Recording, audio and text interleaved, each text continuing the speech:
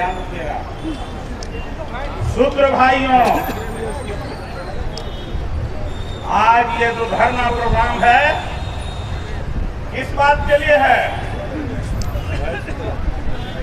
हम अपने आरक्षण को मांग रहे हैं और नारा हम क्या लगाते? 100 में 90 शोषित है, 90 भाग हमारा है। 100 में 90 शोषित हैं, 90 भाग हमारा है। और जब से ये आरक्षण का मामला आया है, ये आरक्षण शब्द में इतना बड़ा बड़ा बबूल का कांटा है कि जो 10% के लोग हमको भकर भकर उगड़ जाता है अंदर तक, जिससे घबराए रहते हैं वो याद रखिएगा। लेकिन शूद्र लोग जो हैं उनको ये समझ में नहीं आती, तो शूद्र नेता ही कहता है कि आरक्षण के विरोध में आरक्षण तो 10 वर्ष पहले आना चाहिए था। अपने अपने ढंग से इसका विश्लेषण करता है। मैं आपको बता देना चाहता हूं, है कोई ऐसा धरती पर आदमी, हमको बताइए तो जरा, जो आपको शूद्र बना के रखा? मुंह से जो आदमी थूक फेंकता है, वो ऐसा आदमी धरती पर पैदा लिया जो ऊंचे कुल खानदान में पैदा लेने के कारण, बड़े घर में पैदा लेने के कारण छोहाड़ा किसमिस कोई से मुंह से निकल जाए? अरे भाई बताओ, है कोई ऐसा धरती पर आदमी मां के कोख से पैदा लिया? हाँ, हम उनकी बात नहीं कर सकते भाई, जो बायोलॉजिकल आ गए हैं धरती पर, उनकी बात तो नहीं कर सकते। कहते कि भाई बायोलॉजिकल आ गया, हम उनकी बात नहीं कर रहा हूं। याद रखिए, आरक्षण जो शब्द है डॉक्टर भीमराव अंबेडकर ने इसलिए नहीं दिया कि आप आर्थिक रूप से कमजोर हैं।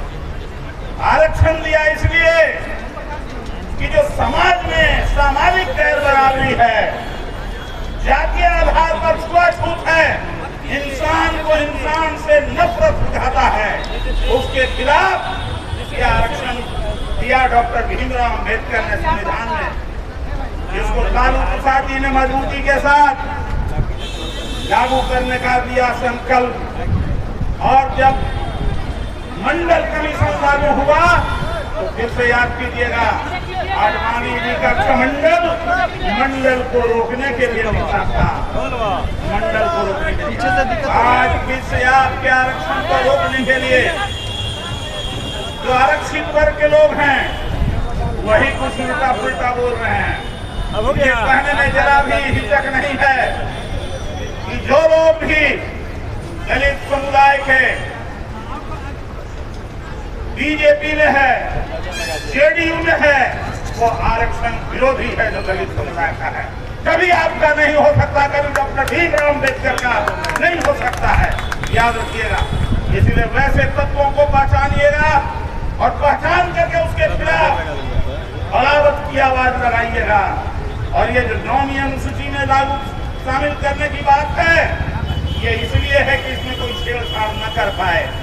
अभी क्या हुआ, तेजस्वी जी के नेतृत्व में 17 महीने के कार्यकाल में जनगणना हुई और जनगणना के बाद 65% आरक्षण लागू हुआ।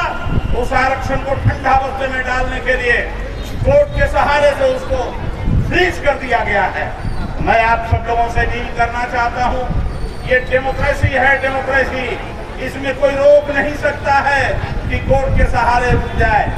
जो आपके वोट में इतनी ताकत है कि आप सबको हिला सकते हैं, इसलिए आप अपने वोट की पहचान कीजिए। आगे आने वाले दिनों में तेजस्वी यादव को मजबूती से हाथ हम मजबूत करेंगे और संविधान के 9वीं सूची में आरक्षण जो है 65%, इसको लागू करवाने का काम करेंगे, याद रखिएगा। दूसरी बात और मैं कहना चाहता हूं, याद रखिएगा, जातीय जनगणना कोई रोक नहीं सकता है। जो संकल्प लिया लालू प्रसाद जी ने, जो संकल्प लिया तेजस्वी प्रसाद ने, अब कोई माई का लाल जातीय जनगणना को नहीं रोक सकता है देश में। देर हो सकता है, अंधेर नहीं हो सकता, देर हो सकता है, अंधेर नहीं हो सकता। इसलिए आपका झंडा बुलंद है, राष्ट्रीय जनता दल का झंडा बुलंद है, और जब तक ये संविधान है तब तक कोई इसको रोक नहीं सकता है। जातीय जनगणना और 9वीं सूची में आरक्षण को डालने का काम दलित भाइयों से मैं पूछना चाहता हूं। मुंह हल्ला दोस्त 1 मिनट में और अपनी बात, मुंह बड़ी तेजी से हल्ला कर करके कहता है कि बहुत आरक्षण मिला, बहुत आरक्षण मिला दलितों को।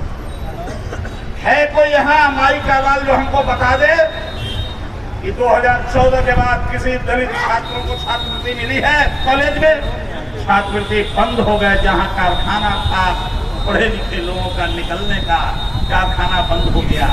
आज तक जुडिशियरी में आरक्षण नहीं मिला। हमारा लागू कितना हुआ आरक्षण भाई?